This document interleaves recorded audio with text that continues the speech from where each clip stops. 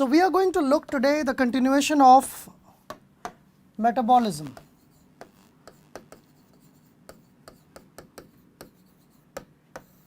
हम लोग इस YouTube सीरीज़ में एक मेटाबॉलिज्म का डिफरेंट व्यू देख रहे हैं. अब तक हमने करीब 4 लेक्चर्स की सीरीज़ में बहुत सारी चीज़ें सीखी. We started with definition of metabolism, then we looked at anabolism, catabolism, balance, then we looked at how globally a metabolism can be regulated, किस तरह से ओवरऑल मेटाबॉलिज्म रेगुलेट होता है. और पिछली क्लास में हमने 4 इम्पॉर्टेंट पॉइंट्स के बारे में बात की थी. Those important points were, the first one was hormonal regulation, the second one was nervous system based regulation, third one was compartmentalization, and another one was thermodynamics. So thermodynamics, cellular compartments, and the neuronal control as well as hormonal control, ये सारी चीज़ें जो हैं metabolism को regulate करती हैं. आज हम इसका दूसरा पार्ट देखेंगे. अगर आपको ध्यान हो तो पिछली क्लास में हमने बताया था कि मेटाबॉलिज्म का जो रेगुलेशन है, it is done in 2 ways. 2 तरह से ये रेगुलेशन किया जाता है. एक रेगुलेशन होता है ग्लोबल लेवल पर और दूसरा जो रेगुलेशन होता है वो लोकल लेवल पर होता है. मतलब ग्लोबली काफ़ी सारे पाथवेज एक ही सिग्नल के थ्रू कंट्रोल किए जा सकते हैं, या फिर लोकली कोई पर्टिकुलर एंजाइम टारगेट किया जा सकता है, एंजाइम को रेगुलेट किया जा सकता है to specifically control a step in metabolic pathway. In this category, global की category में हमने देखे थे 4 अलग अलग तरीके होते हैं. There are 4 different means by which it can be controlled. So there can be a nervous control, there can be hormonal control, there can be thermodynamic control, and there can be compartmentalization that can control the cell's metabolism. Compartmentalization can be at the level of organ or it can be at the level of cells, within the cells. Okay, so welcome everyone. Before I start, let me welcome Pooja, Ankur, Itisha, Abhishek, Sudeep, Fatima, everyone, good evening and welcome. So let's go ahead, हम आगे चलते हैं और हम अपना discussion continue करते हैं. हम लोग बात करेंगे आज कि मेटाबॉलिज्म को लोकल लेवल पर कैसे रेगुलेट किया जाता है. तो एक इम्पॉर्टेंट बात जो मैंने आपसे पूछी थी पहले भी, मेटाबॉलिक पाथवेज जनरली काफ़ी बड़े होते हैं. They have multiple steps, they might have branching, उनमें ब्रांचिंग हो सकती है, and they might even be cyclic भी हो सकते हैं. So these are the basic outlines of metabolic pathways कि वो किस तरह से रेगुलेट होते हैं. तो पहले तो हम इस क्वेश्चन को आंसर करते हैं कि पाथवेज जो है वो इस तरह से क्यों होते हैं. Why not the reactions might happen in one step. अगर हम ग्लूकोज से एनर्जी प्रोड्यूस कर रहे हैं, we are generating energy from glucose, you know a very straightforward chemical reaction that glucose can be converted into pyruvate, or maybe in a single step it can be converted into CO2 and water to generate lot of energy. लेकिन ये पूरा process glucose से energy produce होने तक का process, पहली बात तो 2 कंपार्टमेंट्स में सेग्रीगेटेड है. वन कंपार्टमेंट इज साइटोसोलिक जहाँ पर ग्लाइकोलिसिस होती है, और दूसरा कंपार्टमेंट जहाँ पर पायरुवेट फर्दर ब्रेक डाउन होता है कार्बन डाइऑक्साइड एंड वाटर में, और वहीं पर इलेक्ट्रॉन ट्रांसपोर्ट चेन की मदद से एटीपी जनरेट होती है. तो क्यों इतने लंबे पाथवे की ज़रूरत पड़ती है? Almost 10 reactions in glycolysis, 8 reactions in TCA cycle, and then 5 different complexes of proteins. They transfer enzyme from one protein to another to give rise to ATPs. So can anyone answer, क्या कोई मुझे इस बात का जवाब दे सकता है कि पाथवेज इतने लंबे क्यों होते हैं? ये क्वेश्चन मैंने पहले भी पूछा था. बहुत इंपॉर्टेंट और क्रिटिकल क्वेश्चन है, डीप क्वेश्चन है. ऐसा नहीं है कि ये सुपरफिशियल क्वेश्चन है, आपको आसानी से आंसर मिल जाएगा. You have to explore a lot, you have to think a lot, and then you will get answer to this question. Why pathways are so long, why they have plenty of intermediates, and then they result in production of desired product. क्यों ऐसा होता है? क्या कोई मुझे बताएगा? So one answer I have got, because intermediates are also used in other pathways. Excellent, that's correct answer. Intermediates जो है वो दूसरे pathway में use होते हैं. तो इसका तो एक alternate है कि आप सारे metabolites जो हैं उनको feed कर सकते हैं, उनको अलग अलग बना सकते हैं. It is possible. Pathways अलग अलग हो सकते हैं. Why they are interconnected? Interconnection के बारे में हमारी एक अगली क्लास होगी डेफिनेटली. हम जहाँ पर जंक्शंस के बारे में बात करेंगे, इंटरकनेक्शंस के बारे में बात करेंगे. तो कुछ हद तक ये पॉइंट ठीक है that some of the metabolites are required for other pathways, इसलिए इंटरमीडिएट. तो क्या इंटरमीडिएट सिर्फ इसीलिए बन रहे हैं कि और जगह ज़रूरत है या कोई और भी रिक्वायरमेंट है? Is there any other requirement by which you need many different steps in a metabolic pathway? The question is why metabolic pathways are multi-step. ये multi-step pathways क्यों होते हैं? आपको परेशान करने के लिए कि आपके एग्जाम में जो क्वेश्चंस आए वो डिफ़िकल्ट आ जाएं और आप बहुत सारे स्टेप्स जो हैं याद करते रह जाओ, अलग अलग स्टेप पर क्वेश्चन बनाए जा सकें. क्या इसलिए? What would you answer? Anyone please. To produce much amount of energy?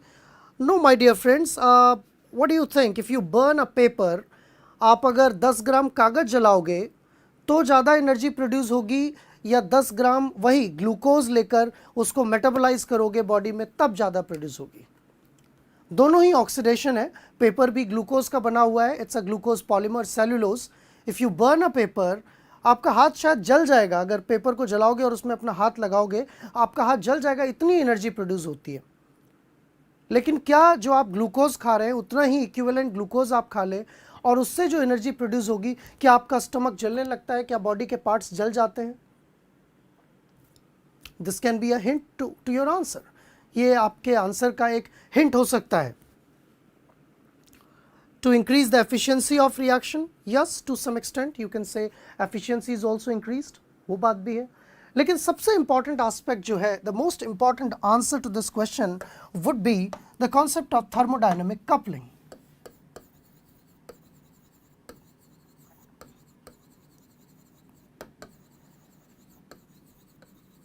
So I would say that in biology reactions are very different. They are not like chemical reactions. Biology में reaction वैसे नहीं होती हैं जैसी आपको chemistry में पढ़ाई जाती हैं, जैसी केमिस्ट्री में देखने को मिलती है कि पेपर लिया आपने और पेपर को एक्टिवेशन एनर्जी दे दी आपने, एक लाइटर से या मैच स्टिक से उसको जला दिया और फिर वो पेपर बर्न हो गया and that produced carbon dioxide and water. This was the direct oxidation of glucose. But no, we have a mechanism. Glucose is first converted to glucose 6-phosphate, then it is converted to fructose 6-phosphate, then it is converted to fructose 1,6-bisphosphate, then it is splitted into two parts. You know that glyceraldehyde 3-phosphate and you have dihydroxyacetone phosphate. So these are the first 5 reactions of a glycolysis. Then you further have 5 more reactions. आपके पास 5 और reactions होती हैं. This glyceraldehyde 3-phosphate is then converted into another intermediate that is again phosphorylated phosphoglycerate. Then one of the phosphate is removed, that is single glycerophosphate. Then it is converted, isomerized into 2-phosphoglycerate. Then you get phosphoenol pyruvate and then you get pyruvate. So that's entire glycolytic pathway. अभी तो इस process का आधा ही हुआ है और 10 reaction हो गई.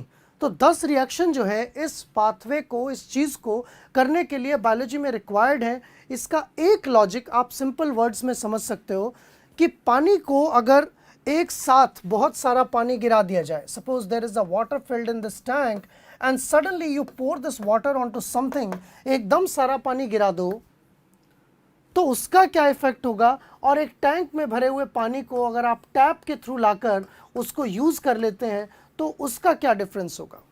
ये बात तो आप डेली लाइफ में देखते हैं. जो आपके छत पर टंकी रखी हुई है, अगर आप एकदम सडनली उस पूरी टंकी को पलट दें तो क्या आप कुछ काम कर पाएंगे? कपड़े धो पाएंगे या पानी पी पाएंगे या किचन में यूज़ कर पाएंगे? नहीं.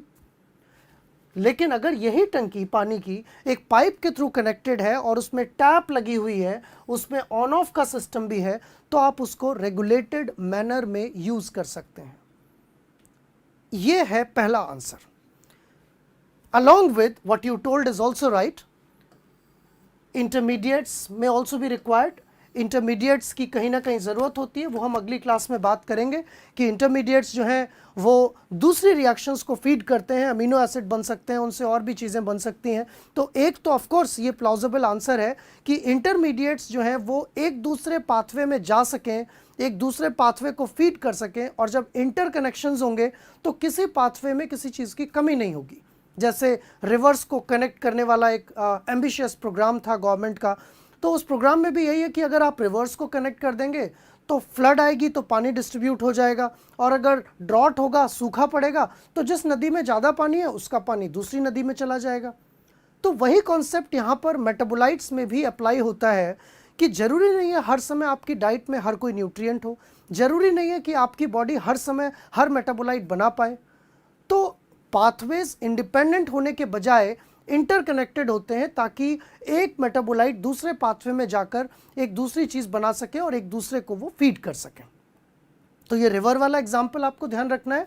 जिस तरह से रिवर्स को कनेक्ट करके हम फ्लड और ड्रॉट को कंट्रोल कर सकते हैं, वैसे ही हम मेटाबॉलिक पाथवेज में एक दूसरे को कनेक्ट करके उनका जो अमाउंट है, उनका जो कॉन्सेंट्रेशन है, उसका स्टेडी स्टेट मेंटेन कर सकते हैं। एक रीज़न, इसलिए मल्टीपल स्टेप्स होते हैं। दूसरा रीज़न जो मैंने ये पानी के टैंक वाला एग्जाम्पल बताया कि सडनली एक रिएक्शन इतनी तेज़ी से प्रोडक्ट ना बना ले कि उसके प्रोडक्ट का कॉन्सेंट्रेशन इतना ज़्यादा हो जाए कि उसका कंजम्पशन तुरंत के तुरंत ना हो पाए, तो भी कोई फ़ायदा नहीं है। एक सेल में अगर सडनली एनर्जी प्रोड्यूस हो जाएगी और सडनली वो एनर्जी अगर हार्वेस्ट नहीं कर पाए तो क्या होगा? That energy will be wasted. और उस एनर्जी को वेस्ट होने से बचाने के लिए हमारे पास क्या होता है? We have a mechanism of thermodynamic coupling. यानी कि एक रिएक्शन जो बायोकेमिकली फेवरेबल है, जैसे कि आप उसको कह सकते हैं exergonic reaction, which you know conversion of ATP to ADP is an exergonic reaction. Exergonic का मतलब होता है इसकी डेल्टा जी वैल्यू नेगेटिव है और ये नेचर में अपने आप हो सकती है। लेकिन कुछ रिएक्शंस जैसे कि ग्लूकोज का ग्लूकोज 6 फॉस्फेट में कन्वर्ट होना, ये एक एंडरगोनिक रिएक्शन है। इसकी डेल्टा जी क्या होती है? पॉजिटिव होती है। अगर आप एक वेसल में, एक टेस्ट ट्यूब में या एक बीकर में ग्लूकोज डाल दें और फॉस्फेट डाल दें और एक्सपेक्ट करें कि वो ग्लूकोज 6 फॉस्फेट बना लेगा, इम्पॉसिबल, बन ही नहीं सकता, क्योंकि ये रिएक्शन तो थर्मोडायनेमिकली फेवरेबल ही नहीं है। This has delta G positive. तो क्या होता है कि इस तरह के प्रोसेस जो हैं बायोलॉजिकल सिस्टम में, दे गेट कपल्ड, एक दूसरे से कपल हो जाते हैं। और इनकी कपलिंग से क्या होता है? The amount of energy that is released by this system is taken up by another system and simultaneously both the things can proceed forward. दोनों एक साथ हो सकती हैं। अब मल्टी स्टेप होने का एक रीज़न ये भी है, इवोल्यूशन के दौरान नेचर में जो कपलर्स, थर्मोडायनेमिक कपलर्स, जो एनर्जी करेंसीज, जो एनर्जी डोनेटिंग मॉलिक्यूल्स सेलेक्ट किए, उनके पास इतनी एनर्जी नहीं थी एक साथ देने के लिए, या ऐसे मॉलिक्यूल नहीं थे जो एक साथ इतनी एनर्जी को रिसीव कर सकें।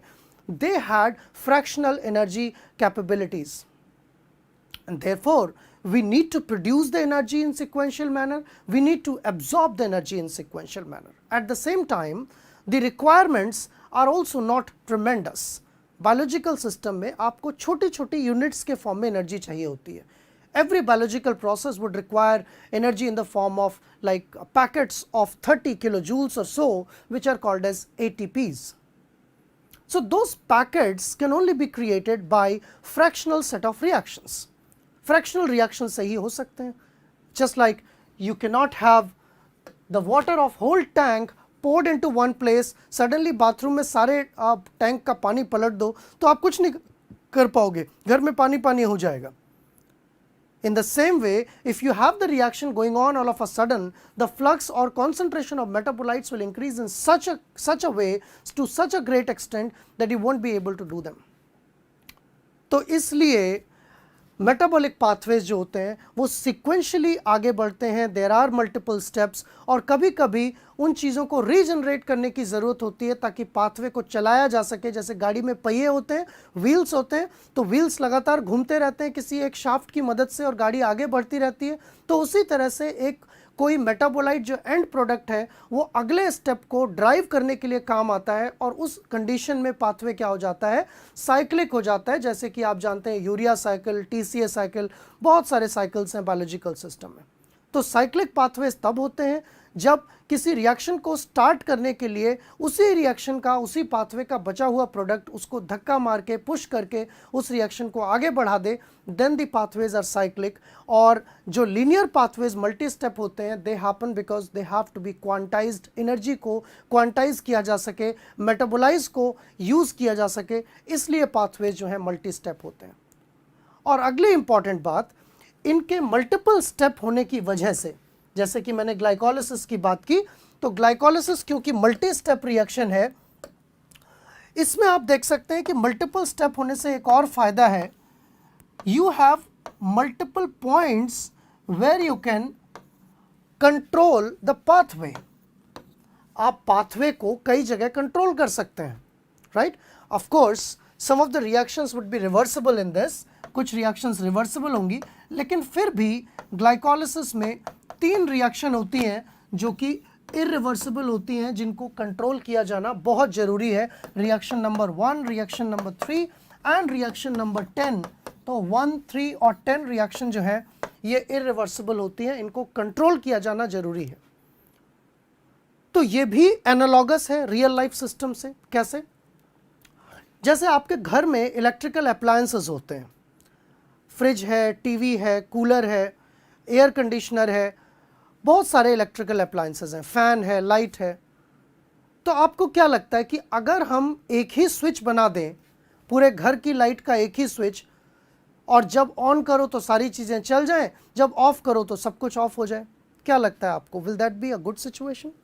क्या वो अच्छी सिचुएशन होगी? Would you be comfortable with that? क्या आप उसमें कंफर्टेबल होंगे? बताइए मुझे, would you be comfortable in that? In the meantime, I'll read your chat. Dikshit Datta is asking, direct catalyzation of reaction require high amount of energy. Intermediates may be lower to provide. Yes, of course, I have discussed that. Thank you very much. So my question was, मेरा question ये था यहाँ पर कि क्या आप घर में अगर एक ही सेंट्रल स्विच होगा तो आप उसमें कंफर्टेबल होंगे? बिल्कुल नहीं होंगे, है ना, क्योंकि आपको हर चीज़ का अलग अलग टाइम पर ज़रूरत पड़ेगी। कभी आपको कोई चीज़ ऑन करनी है, कभी कोई चीज़ ऑन करनी है, कभी टीवी ऑन करना है, कभी ऑफ करना है, उस टाइम हो सकता है लाइट ऑफ करनी हो, right. So you need multiple switches. Now this is also a point of regulation. इसी तरह से पाथवेज जो होते हैं, मेटाबॉलिज्म जो होता है, वो ग्लोबली तो रेगुलेट होता ही है। इमरजेंसी के दौरान एमसीबी होती है घर में, कहीं आग लग गई या कुछ हो गया तो एक साथ एमसीबी आप डाउन कर दीजिए, पूरी लाइट चली जाएगी, पूरी लाइट बंद कर सकते हैं। That is possible for emergency purpose, that is also required. So for that we have seen yesterday session और लास्ट सेशन, जहां हमने ग्लोबल रेगुलेशन की बात की थी। पूरा मेटाबॉलिज्म की डायरेक्शन बदल दी जाती है। आप अगर फास्टिंग स्टेट में है तो अलग मेटाबॉलिज्म, फेड स्टेट में है तो अलग मेटाबॉलिज्म, कोई डिजीज़ है तो अलग मेटाबॉलिज्म, नॉर्मल है तो अलग मेटाबॉलिज्म, सुबह के टाइम अलग मेटाबॉलिज्म, शाम के टाइम अलग मेटाबॉलिज्म। तो टेम्पोरल और स्पेशियल रेगुलेशन तो है ही मेटाबॉलिज्म का, लेकिन इसके साथ साथ हर एक मेटाबॉलिक पाथवे के अंदर कुछ इंपॉर्टेंट पॉइंट्स होते हैं, कुछ इंपॉर्टेंट स्विचेस होते हैं, जहां पर उसकी डायरेक्शन, उसके फ्लक्स, उसकी अमाउंट को कंट्रोल किया जा सकता है। And that my dear friends is known as local regulation. So I think you got this point. आपको ये बात समझ में आई कि मेटाबॉलिज्म जो है वो ग्लोबली भी रेगुलेट हो सकता है और मेटाबॉलिज्म लोकली भी रेगुलेट हो सकता है। दोनों ही रेगुलेशन इंपॉर्टेंट हैं और आपने इन दोनों के रियल लाइफ एग्जाम्पल के साथ एग्जाम्पल्स से समझने की कोशिश की। अब हम आगे चलते हैं और देखते हैं कि ये जो लोकल रेगुलेशन है ये एक्चुअली किस तरह से होता है। सो बेसिकली बायोकेमिकल रिएक्शंस जो हैं वो नेचर में अगर अपने आप होंगी, आई मीन आइसोलेशन में होंगी, तो उनका फेट कुछ और होगा, उनकी थर्मोडायनेमिक्स कुछ और होगी। हो सकता है कि वो स्पॉन्टेनियस भी ना हो, जैसे ग्लूकोज से ग्लूकोज 6 फॉस्फेट का बनना। लेकिन क्योंकि बायोलॉजिकल सिस्टम में वो सारी रिएक्शंस कपल्ड होती हैं, एक दूसरे से जुड़ी हुई होती हैं, तो ये बिल्कुल वैसा ही है जैसे कि एक पाइप से पानी आता हो। तो अगर मैं आपसे पूछूं कि क्या पानी नीचे से ऊपर जा सकता है, किसी पाइप में नीचे से ऊपर जा सकता है? यहां जमीन पे पानी रखा हो, क्या अपने आप पाइप में ऊपर चला जाएगा बिना मोटर लगाए? नहीं जाएगा। लेकिन इस पाइप के इस हिस्से में देखिए, अगर यहां पर वाटर का टैंक है, अगर यहां पर वाटर का टैंक है और यहां पर एक टैप लगी हुई है, तो क्या आप कह सकते हैं कि इस पार्ट में, इस आर्म में पानी ऊपर जाएगा या नहीं जाएगा? इस बात का आंसर दीजिए मुझे। Will water move up in this part or not? Yes or no? Please answer me.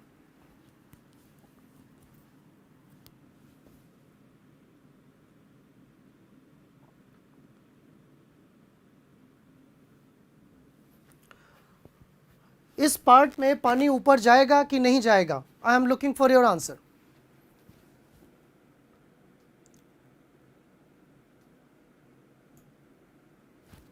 Of course it will go up, ये ऊपर जाएगा। क्यों? Because this is not an independent process, this is coupled to the several processes. Tank की overall height ये है और यहां से पानी नीचे आ रहा है और यहां तक जाना है। So gravity will drive this process, यानी कि अगर इसकी एनर्जी निकालें, इसकी एनर्जी निकालें, इसकी एनर्जी निकालें, इसकी एनर्जी निकालें, तो ओवरऑल जो डिफरेंस है यहां से यहां तक, that difference my dear friends is negative. Thermodynamically this difference is negative. ये जो डिफरेंस है थर्मोडायनेमिकली, ये डिफरेंस क्या है? नेगेटिव है। तो ऐसे ही बायोकेमिकल पाथवेज क्या होते हैं? In biochemical pathways you have certain steps where the delta G is positive, किसी में नेगेटिव, किसी में ज़्यादा नेगेटिव, किसी में कम नेगेटिव। लेकिन अगर आप पूरे पाथवे की एनर्जी ऐड करेंगे सारे स्टेप्स की, so if that is coming negative, then the whole pathway will be spontaneous. पूरा पाथवे स्पॉन्टेनियस होगा। तो थर्मोडायनेमिकली कोई भी पाथवे स्पॉन्टेनियस हो सकता है, भले ही उसमें कोई स्टेप पॉजिटिव एनर्जी का हो।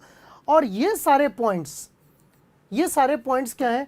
चेक पॉइंट्स हैं, यहां पर कंट्रोल किया जा सकता है पाथवे को। तो अब बात आती है कि पाथवे को कंट्रोल कैसे करना है।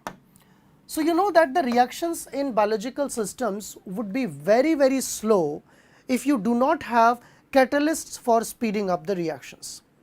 Even if you talk about very basic or very simple pathway which we looked here, अगर हम primitive pathway glycolysis की बात भी करें, तो glycolysis में भी जो 10 रिएक्शन है, every reaction is being catalyzed by an enzyme.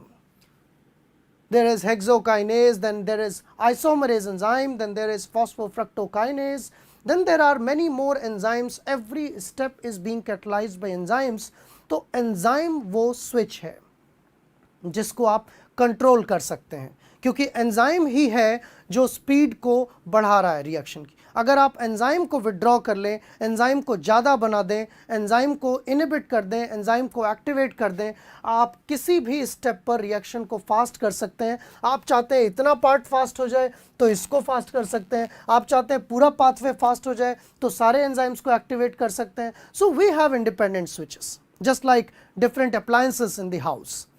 This is, let us say, one switch, this is another switch, this is yet another switch. So you can switch on all the things, you can switch on two things, you can switch on one thing. That is possible. ये possible है। लेकिन अब question ये है कि आखिर इन enzymes को control कौन करेगा? एंजाइम तो रिएक्शन को फास्ट कर रहे हैं, इनको कंट्रोल करने के लिए कोई चीज़ें होती हैं। क्या ये अपने आप कंट्रोल हो जाते हैं, ऑटोनोमसली कंट्रोल होते हैं, या अलग से कुछ चीज़ें इनके लिए होती हैं जो इनको कंट्रोल करती हैं? और अगर इनको कोई चीज़ कंट्रोल करती है तो एंजाइम्स आखिरकार कंट्रोल कैसे होते हैं? तो मैं कहूँगा कि एंजाइम्स जो हैं they are controlled in 4 different ways. जो लोकल रेगुलेशन है मेटाबॉलिज्म का वो एंजाइम के कंट्रोल से होता है, और एंजाइम जो है 4 तरह से रेगुलेट हो सकते हैं। मेटाबॉलिज्म लोकल लेवल पे 4 तरह से रेगुलेट हो सकता है। एक पहला इंपॉर्टेंट रेगुलेशन होता है that is called as allosteric regulation.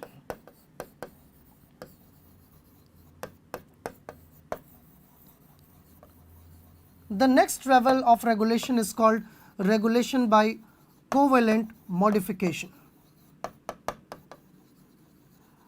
एक रेगुलेशन है regulation bye peptidyl cleavage,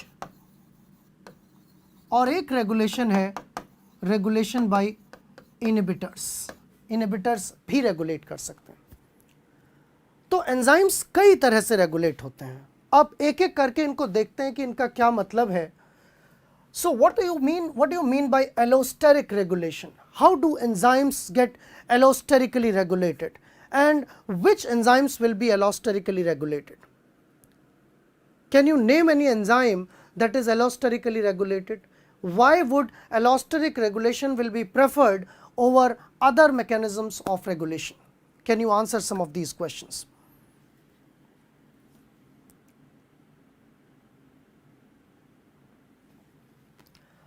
So I would say in case of allosteric regulation, of course that's the part of a broader topic. Enzymology में हम लोग इन चीज़ों को ज़्यादा डिटेल में discuss करते हैं. But I would say usually an enzyme binds with a substrate to result in product. इस रिएक्शन के थ्रू ये प्रोडक्ट बनाता है. लेकिन आप ये भी तो जानते होंगे कि एंजाइम की जो साइट है जिस पर सबस्ट्रेट बाइंड हो रहा है, जिसे हम एक्टिव साइट कहते हैं, उसका शेप बहुत मैटर करता है. शेप इंपॉर्टेंट होता है. तो अगर किसी एंजाइम के साथ कोई एडिशनल सब यूनिट जुड़ी हुई है या फिर उसी एंजाइम में कोई ऑल्टरनेट साइट है जहां पर कोई और चीज बाइंड कर सकती है और वो इसके शेप को कंट्रोल कर सकती है, या तो इसके शेप को फेवरेबल बना दे रिएक्टेंट के साथ अटैच होने के लिए, या फिर वो डिसफेवर कर दे, तो ये एक्सटर्नली एक ऑल्टरनेट साइट पर allos, stereos, allos means alternate, stereos means structure और साइट, ऑल्टरनेट स्ट्रक्चर या ऑल्टरनेट साइट होती है जहां पर कुछ चीजें बाइंड करती हैं, and those things which bind here are called as modulators. ऐसी चीज़ों को हम कहते हैं मॉड्यूलेटर्स. दोनों तरह के मॉड्यूलेटर्स होते हैं, पॉजिटिव भी और नेगेटिव भी. So we have both positive modulators and negative modulators, and the good thing about this kind of regulation is that there can be multiple modulators for an enzyme. एक enzyme के लिए एक से ज़्यादा modulators हो सकते हैं. Can you name a modulator for a very important enzyme called phosphofructokinase? PFK is one of the 3 critical enzymes for glycolysis. Glycolysis में 3 एंजाइम होते हैं जो क्रिटिकल होते हैं. हेक्सोकाइनेस फर्स्ट रिएक्शन वाला, फॉस्फोफ्रक्टोकाइनेस थर्ड रिएक्शन वाला, और पायरुवेट काइनेस जो लास्ट रिएक्शन वाला है. तो ये 3 क्रिटिकल पॉइंट्स हैं, थर्मोडायनेमिकली क्रिटिकल पॉइंट्स हैं, जिनको कंट्रोल करके हम पूरा ग्लाइकोलिसिस कंट्रोल कर सकते हैं. तो क्या आप मुझे बता सकते हैं कि फॉस्फोफ्रक्टोकाइनेस को क्या चीज़ कंट्रोल कर सकती है? Is there anything that can control PFK so that we can inhibit the glycolysis whenever required, we can activate the glycolysis whenever required? Can you name that thing? ये आपके एग्जाम का क्वेश्चन हो सकता है. बहुत सारे एग्जाम्स में पूछा जाता है इस तरह के इंपॉर्टेंट एंजाइम के मॉड्यूलेटर्स के बारे में.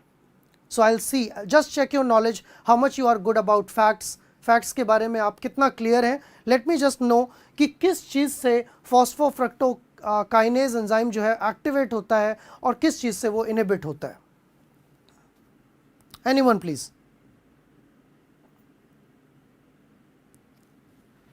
Waiting for your answer.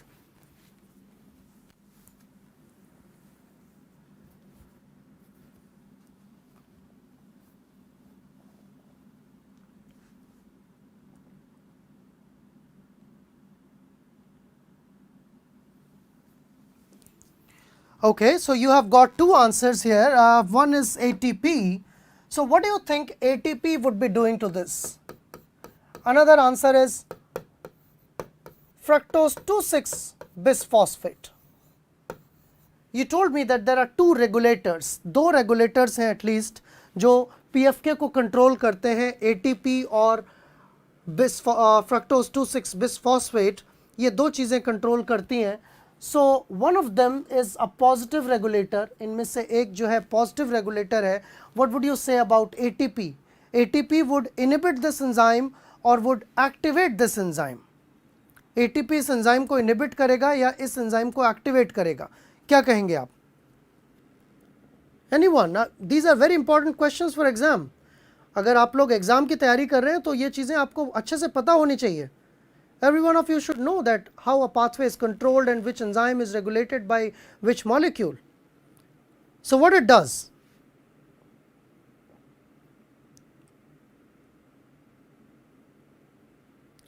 So you are saying that ATP is a negative regulator and fructose 2,6 bisphosphate is a positive regulator. Well, I agree with that. आपसे agree करता हूँ. लेकिन ऐसा क्यों है कि इस रिएक्शन को कंट्रोल करने के लिए, let me write the reaction. You have glucose turning into glucose 6-phosphate that is controlled by hexokinase. This is turning into fructose 6-phosphate and then this is getting into fructose 1,6 bisphosphate where you have ATP being turned into ADP. At the same time you have this enzyme. So you can say here that this is the product and this is the reactant. So at some point of time the reaction mechanism would be something like this. This will be PFK and what would be bound here, यहाँ पर क्या चीज़ जुड़ी हुई होगी, यहाँ पर जुड़ा हुआ होगा fructose 6-phosphate and there will be addition of ATP which is acting as a co-substrate that will produce fructose 1,6 bisphosphate, right?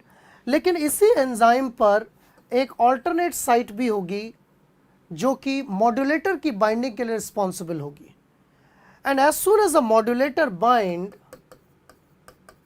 एक मॉड्यूलेटर जैसे ही बाइंड करता है, अगर वो पॉजिटिव मॉड्यूलेटर है, if it is a positive modulator, it will improve the binding of substrate with enzyme. ये enzyme की सबस्ट्रेट के साथ बाइंडिंग को और मजबूत बनाएगा और जब ये बाइंडिंग बेटर हो जाएगी, there can be a rapid conversion or a more conversion with a higher magnitude into the product.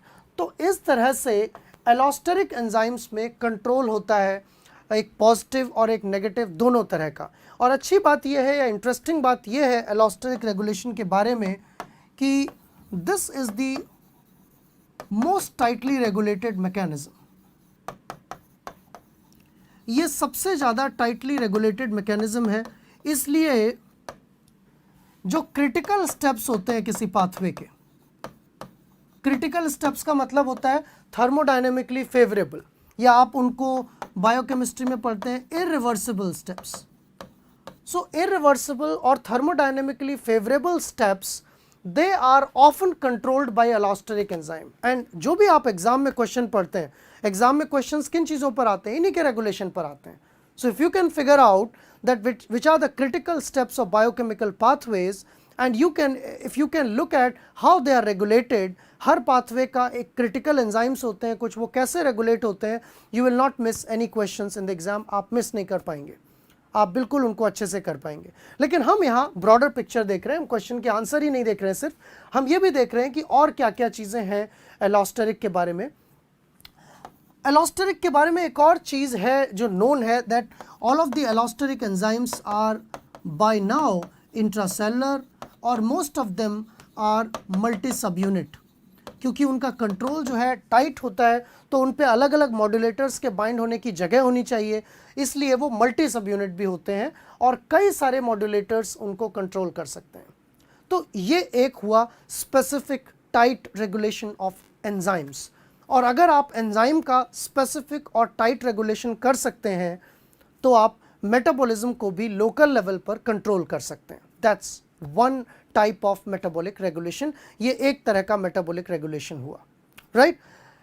Coming to the next type of regulation, that is covalent modification.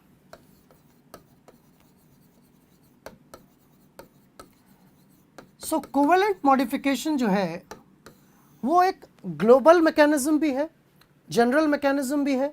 जैसा कि मैंने आपको बताया पिछली क्लास में, क्या होता है जब कोई सिग्नल बाहर से आता है सेल के, it usually binds to a receptor. कोई भी हार्मोनल सिग्नल जो है वो सेल के सरफेस पर बने हुए रिसेप्टर से बाइंड करता है, या फिर कुछ सिग्नल्स ऐसे होते हैं, कुछ हार्मोन्स ऐसे होते हैं जो सीधे सेल के अंदर आ जाते हैं, जैसे steroidal hormones, right? Not all but most of them.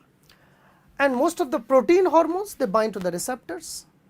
Now what they do, जब ये अंदर आते हैं तो क्या करते हैं, either through a secondary messenger or directly they cause some of the intracellular enzymes to be activated. For example, in most cases they will be kinases. कई केसेस में वो काइनेज होते हैं, और काइनेज क्या करते हैं, then they phosphorylate many proteins. कई प्रोटीन्स को वो फॉस्फोराइलेट कर देते हैं. Many of them are enzymes as well. So phosphorylation या इस तरह के जो सिग्नल्स आए हैं, एक तो वो एंजाइम को डायरेक्टली इन्फ्लुएंस कर सकते हैं, one way. Another ways they can activate some of the transcription factors, and then after that they can upregulate the production of more enzyme. तो जो एंजाइम का ज़्यादा प्रोडक्शन है, जैसे अगर बॉडी को लगता है कि हाँ ग्लूकोज मेटाबॉलिक पाथवेज जो हैं वो सारे के सारे एक साथ एक्टिवेट होने चाहिए, so there can be some central transcription factor, कुछ जनरलाइज ट्रांसक्रिप्शन फैक्टर हो सकते हैं जो उन सारे एंजाइम को एक साथ ट्रांसक्रिप्शनली एक्टिवेट कर सकते हैं जो ग्लाइकोलिसिस के लिए रिक्वायर्ड है. And it is often found, ऐसा देखा गया है कि जो एक ही पाथवे से एसोसिएटेड जीन्स होते हैं, दे आर क्लस्टर्ड टुगेदर, वो एक साथ क्लस्टर्ड होते हैं, उनकी को अकरेंस होती है या फिर पास पास होते हैं, ऐसा जनरली देखा गया है. तो अगर एक ट्रांसक्रिप्शनल फैक्टर है और एक उनका प्रोमोटर है, तो single transcription factor can control the expression of all the genes which are required for a pathway. That will be one possible mechanism of global control. I am not talking about local control right now. But if these signals are directly controlling an enzyme, कभी कभी ऐसा भी हो सकता है कि ये signal सीधे सीधे एंजाइम को ही कंट्रोल करें, किसी एंजाइम को एक्टिवेट कर दें और किसी एंजाइम को इनएक्टिवेट कर दें. तो बहुत से मॉडिफिकेशंस हैं, not only phosphorylation, but there are modifications like acetylation, adenylation, ADP ribosylation, methylation. कई तरह के modifications हैं जो एंजाइम पर हो सकते हैं, और उन modifications से क्या होता है, एंजाइम के शेप में चेंज आता है. लेट्स से एक एग्जांपल लेकर चलते हैं कि ये एंजाइम था पहले और इसका शेप कुछ ऐसा था, राइट? इस पर कोई मॉडिफिकेशन हुआ, कोई बाहर से एजेंट आया, सिग्नल आया, उसने क्या किया, इसकी एक्टिव साइट में प्रेजेंट किसी रेजिड्यू पर, आप जानते हैं कि अमीनो एसिड्स की साइड चेन हैंग हो रखी होती हैं प्रोटीन स्ट्रक्चर में, तो कई सारे रेजिड्यूज जैसे कि सेरीन, थ्रियोनिन, एस्पेराजीन, इनमें सब में किसी न किसी तरह की साइड चेन होती है, and they are likely to be attacked by some of the other reacting groups.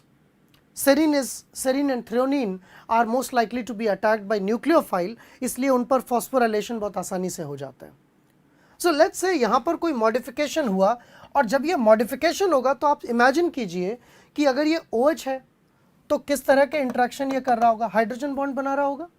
लेकिन अगर OH की जगह हटकर यहाँ फॉस्फेट लग जाता है तो आपको नहीं लगता कि नए इंट्रैक्शंस हो जाएंगे? फॉस्फेट क्योंकि नेगेटिवली चार्ज्ड है तो नए आयनिक इंटरेक्शंस बनेंगे, और जब नए आयनिक इंटरेक्शंस बनेंगे तो हो सकता है कि उन नए आयनिक इंटरेक्शंस की वजह से इसके शेप में चेंज आ जाए,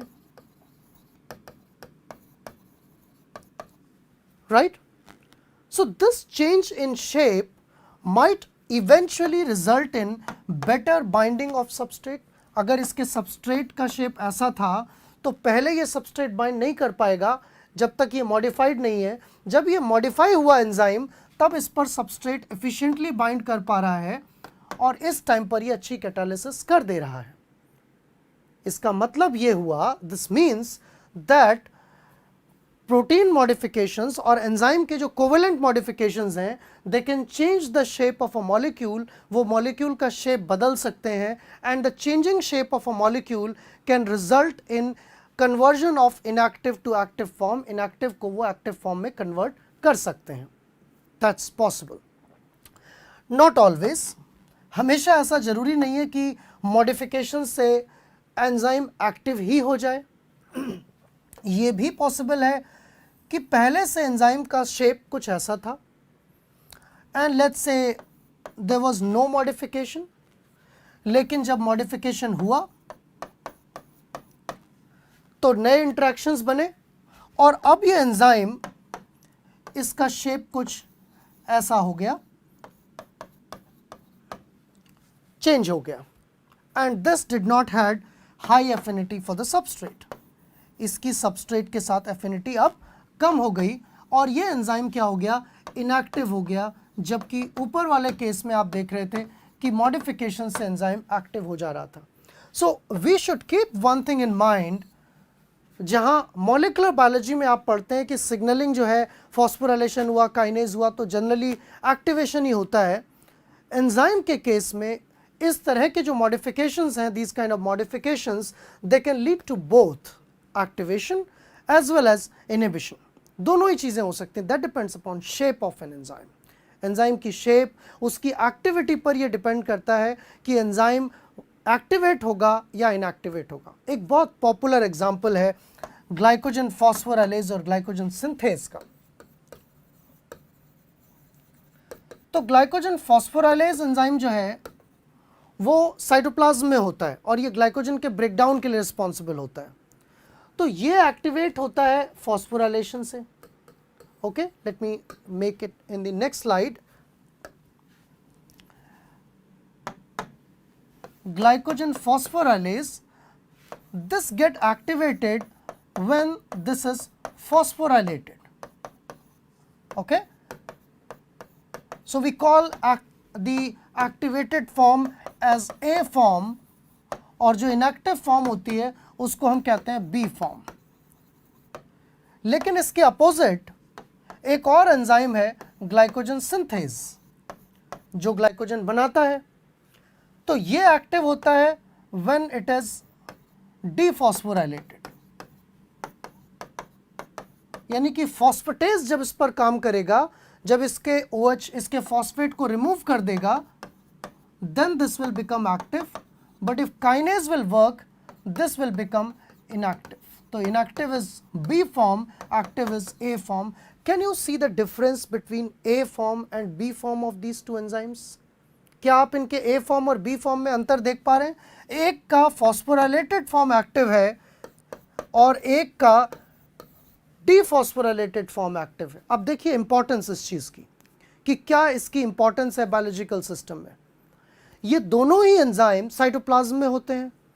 एक का काम होता है ग्लाइकोजन को ब्रेक डाउन करके ग्लूकोज बनाना, इसका काम है ग्लाइकोजन टू ग्लूकोज, और दूसरे वाले एंजाइम का काम है ग्लूकोज से ग्लाइकोजन बनाना। और ये दोनों प्रोसेस साइटोप्लाज्म में होते हैं। अब ये साइकिल फ्यूटाइल ना हो जाए, आई मीन ग्लूकोज से ग्लाइकोजन बन रहा है, दूसरा एंजाइम फिर से ग्लूकोज बना दे रहा है, तो सब वेस्ट ना हो जाए। इस वेस्टेज को बचाने के लिए देखिए कितना टाइट कंट्रोल है लोकल लेवल पर, एक मेटाबॉलिक पाथवे के लेवल पर। एक ही सिग्नल बाहर से आता है, कोई common signal, there is a common signal, let's say there is a receptor, और इस रिसेप्टर पर ग्लूकागॉन बाइंड हो गया या फिर ग्लूकोकॉर्टिकॉइड बाइंड हो गया। These are the hormones which are responsible for controlling the sugar metabolism. Now इससे आने वाला जो सिग्नल है, let's say वो एडिनाइलेट साइक्लेज को कंट्रोल कर रहा है और इससे फिर क्या बन रहा है, साइक्लिक AMP बन रही है और ये प्रोटीन काइनेज को एक्टिवेट कर देता है। तो एक ही सिग्नल जो बाहर से आया, same signal will phosphorylate this and it will also phosphorylate this. लेकिन अब आप देखिए magic, What is the beauty of nature? Look at that. The same signal which phosphorylate glycogen synthase, इसको ये इनहिबिट कर दे रहा है और ये इसको क्या कर दे रहा है, एक्टिवेट कर दे रहा है. And that's quite obvious. अगर आप ग्लूकागॉन का काम देखें या ग्लूकोकॉर्टिकॉइड्स का काम देखें तो ग्लूकागॉन और ग्लूकोकॉर्टिकॉइड्स कब प्रोड्यूस होंगे? जब हमारे शरीर में ग्लूकोज कम हो जाएगा, राइट? जब आपने बहुत देर से खाना नहीं खाया और मेरा लेक्चर सुन रहे हो 1 घंटे से, तो तब आपका ग्लूकोज लेवल कम होने लगेगा और तब आपके पैंक्रियाटिक अल्फा सेल से ग्लूकागॉन सिक्रीट होगा. और वो glucagon when it reaches to the liver and muscle, it does this thing and simultaneously it phosphorylates both the enzymes, दोनों को ही फॉस्फोराइलेट कर देता है. लेकिन one of them gets activated, glycogen phosphorylase activate हो जाता है. मीन्स अब आप ग्लाइकोजन से ग्लूकोज बना रहे होंगे, glucose would be increasing in your body. At the same time जो ग्लाइकोजन बनाने वाला प्रोसेस था वो थोड़ी देर के लिए बंद हो गया है, क्योंकि ग्लाइकोजन बनता रहेगा तो ग्लूकोज फिर ग्लाइकोजन में कन्वर्ट हो जाएगा. आपको एनर्जी कहाँ से मिलेगी? तो जब आप मेरा लेक्चर सुन रहे हैं और आपने कुछ काफ़ी देर से खाया नहीं है, तो ये वाली आर्म एक्टिव है और ये वाली आर्म इनएक्टिव है. लेकिन जैसे ही आप कोई गुलाब जामुन खा लेंगे, मिठाई खा लेंगे, चाय पी लेंगे, तो जैसे ही चीनी जाएगी आपकी बॉडी में, क्या होगा? इंसुलिन आएगा, ग्लूकागॉन का सिक्रीशन कम हो जाएगा, इंसुलिन सिक्रीट होगा कि अरे भाई ग्लूकोज बढ़ रहा है, इस इंसान ने तो 4-5 गुलाब जामुन खा लिए, चाय पी ली इसने 2 कप, अब तो कुछ करो, ग्लूकोज तो बहुत बढ़ गया इसका. तो इनको बोला जाएगा कि you shut down, your work is over now. Now insulin will take over, insulin synthesize होगा, and in the same way insulin receptors पर insulin bind होगा, it will inhibit the cyclic AMP production. cyclic AMP को वो कम कर देगा, and if cyclic AMP get reduced, the kinase activity get reduced, and the phosphatases which were active, जो phosphatases थे वो अब इस phosphorylated form को इसमें convert कर देंगे और ये भी थोड़ी देर में dephosphorylate हो जाएगा.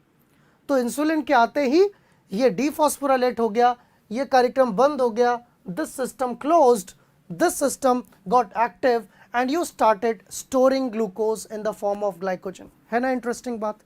बताइए. This is called as reciprocal regulation by covalent modification.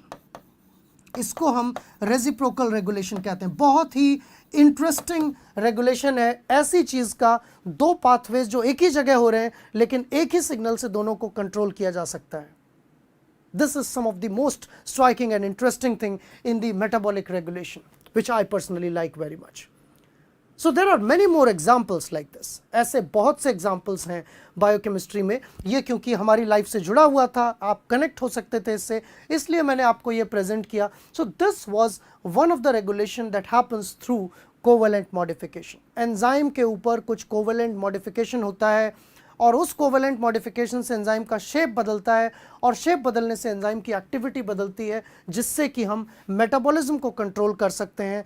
That is one local way of controlling enzymes. All right, so we have seen something that is called as covalent modification. Local level पर एक तो allosteric regulation हो सकता है, एक covalent regulation हो सकता है, कोवेलेंट मॉडिफिकेशन से रेगुलेशन हो सकता है. Then next type of regulation is regulation by peptidal cleavage. कुछ एंजाइम जो होते हैं वो पेप्टाइडल क्लीवेज के थ्रू भी इनएक्टिवेट या एक्टिवेट हो सकते हैं. बहुत ही इंटरेस्टिंग एग्जांपल, जैसे कि अगर आप प्रोटीन के डाइजेशन की बात करें, so protein is broken down into amino acids in your stomach and you have the enzyme for them. आपके स्टमक में क्या होता है? इसके लिए एंजाइम होते हैं. Which enzyme do you think will be working here? कौन सा एंजाइम काम कर रहा होगा इस प्रोसेस को, मेटाबॉलिक प्रोसेस को कंट्रोल करने के लिए? Most likely pepsin or to some extent chymotrypsin. Okay, well, there is one small interesting question for you guys. Why do we need 2 enzymes? pepsin and chymotrypsin. Why not one single enzyme can do the protein digestion? Anyone please? Why do we need two enzymes? That's well, you can answer it in the next session also, not today. आप आराम से भी answer कर सकते हैं, but that's a question as a brain teaser for you so that you keep on exploring. So these two enzymes, pepsin and chymotrypsin, they are having an important role in digesting protein to amino acids. Now these enzymes are not synthesized in active form. Rather, they are synthesized in inactive form, which is called as zymogen. And these zymogen when get cleaved, जब ये cut के टूट के process होते हैं तब जाकर ये एक्टिव बनते हैं. So pepsinogen under the activity of CCK and HCl that gets activated into pepsin. Similarly, chymotrypsin is secreted as chymotrypsinogen, and then it gets activated after removal of certain amino acids, after certain cleavage which might happen there. उसके बाद ये active होते हैं और तब जाकर ये अपना काम कर पाते हैं. तो यहाँ पर दो इंटरेस्टिंग बातें समझ आई.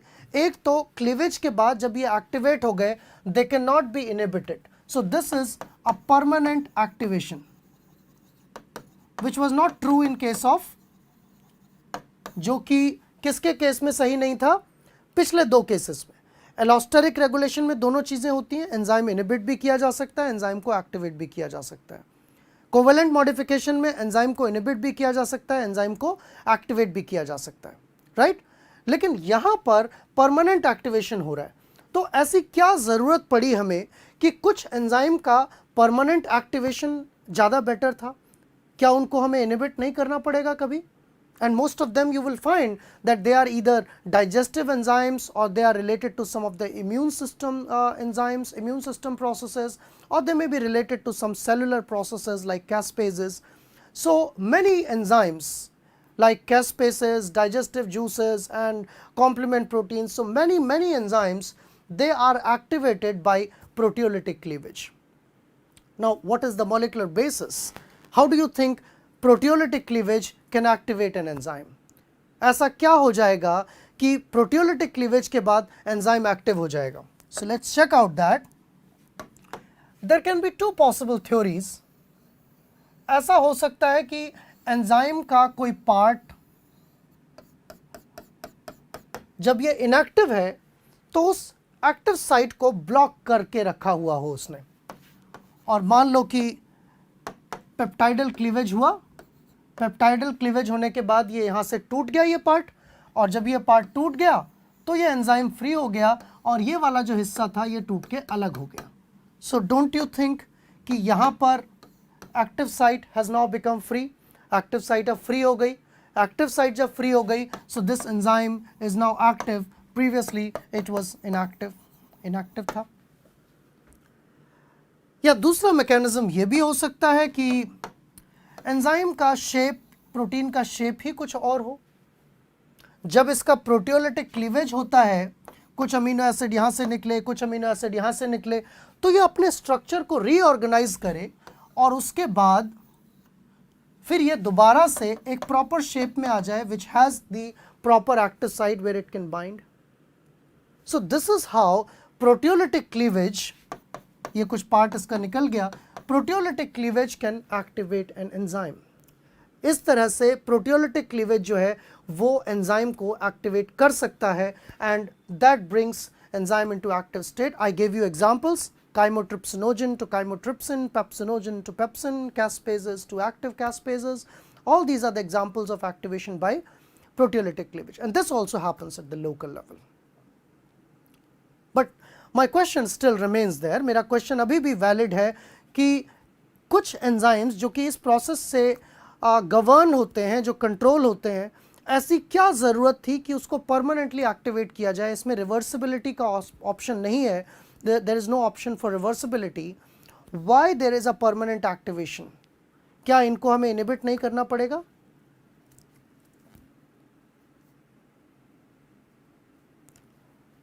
Please answer my question.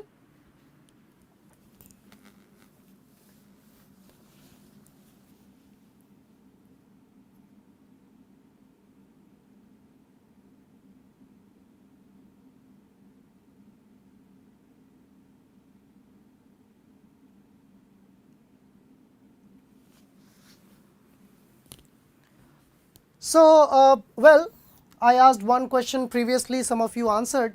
Why do we need two enzymes, chymotrypsin and trypsin and pepsin, for digestion of proteins? So, the reason is they are specific for certain amino acids. Every enzyme has different specificity and it can cleave the protein at different places. तो अलग अलग places पर वो cleave करते हैं, एक जैसे नहीं है बिल्कुल एक्टिविटी में. और दूसरा क्वेश्चन जो मैंने आपसे पूछा कि इनके परमानेंट एक्टिवेशन से हमें कोई नुकसान तो नहीं है. तो obviously they are digestive juices. Since they are digestive juices they need to be eliminated, क्योंकि वो एलिमिनेट हो जाएंगे इवेंचुअली बॉडी में, वो आगे पास ऑन हो जाएंगे, तो वहाँ पर जाके ऑटोमेटिकली वो इनएक्टिव हो जाएंगे, वहाँ उनका काम नहीं रहेगा, इसलिए वो टर्मिनली एक्टिवेटेड होते हैं. That's why they are terminally activated. So these were the three mechanisms. ये तीन mechanism थे. The fourth mechanism is inhibition. So in this mechanism you have certain inhibitors which can directly bind to the enzyme either at active site or at some other place, and they can change the shape, they can affect the binding of substrate, and they can inhibit the enzyme. So there are certain small metabolites, sometimes they may be end products of a reaction. That kind of regulation is called as feedback regulation. Sometimes there may be a starting material. So if you have a pathway like this, A to B, B to C, C to D, and you have an enzyme here which is controlling this pathway. So if D is inhibiting this, it is called as feedback inhibition. It may be by any mechanism. It can be through allosteric or by this inhibition. Or if the initial up product reactant is activating this, then it is called as feed forward. So you have feed forward loops and you have feedback loops. दो तरह के loops होते हैं जो metabolic processes को control करते हैं bye regulating the enzymes, and the actual regulation is much more complicated. ऐसा नहीं है कि एक फीडबैक प्रोसेस ही हो रहा है. There can be a feedback process, there can be a feed forward process, there can also be a covalent modification. So multiple ways of regulation, यानी कि ये जो चारों वेज आपको मैंने बताए, all the four ways that I discussed in the beginning, all the four ways might work together. ऐसा भी हो सकता है कई बार कि एटलीस्ट चार नहीं तो तीन इनमें से हो सकते हैं. एलोस्टेरिक भी काम कर रहा हो, कोवेलेंट मॉडिफिकेशन भी हो रहा हो, और कोई इनहिबिटर भी प्रेजेंट हो जो उसको रेगुलेट कर रहा हो. तो एंजाइम्स जो हैं मल्टीपल वेज में इस तरह से रेगुलेट हो सकते हैं, और क्योंकि एंजाइम रेगुलेट होंगे they will also regulate the pathways, and we can selectively control the check points or small fractions of metabolism. उस मेटाबॉलिज्म का जो बहुत ब्रॉडर पिक्चर है, बहुत ही कॉम्प्लेक्स नेटवर्क है, उसके छोटे छोटे हिस्सों को हम जगह जगह स्विच बने हुए हैं, किसी को ऑफ, किसी को ऑन, किसी को ऑफ, किसी को ऑन कर सकते हैं, और इस तरह से हम मेटाबॉलिज्म को लोकल लेवल पर कंट्रोल कर सकते हैं. तो ये तो था आज का lecture. I hope you enjoyed this. मुझे लगता है आप एंजॉय कर रहे हैं, आपको अच्छा लगा आज का लेक्चर. आगे भी कंटिन्यू करेंगे, और इंटरेस्टिंग चीज़ें आएंगी. अभी ये हमने सिर्फ रेगुलेशन देखा है, स्पेसिफिक मेटाबॉलिज्म भी हम देखेंगे, जैसे कि कुछ डिजीज़ेस का मेटाबॉलिज्म, टेम्पोरल वेरिएशन की बात करेंगे, और हम साथ में बात करेंगे स्पेशल वेरिएशन की मेटाबॉलिज्म में, जो कि आने वाले लेक्चर्स में होगा. Stay connected, share with your friends, अपने दोस्तों को बताइए ताकि वो बेनिफिटेड हो सकें, और आप बिल्कुल कनेक्टेड रहिए. जब भी अगला लेक्चर होगा that will be continuation of this. ये सीरीज़ आगे कंटिन्यू रहेगी. Thank you very much for joining. Have nice time.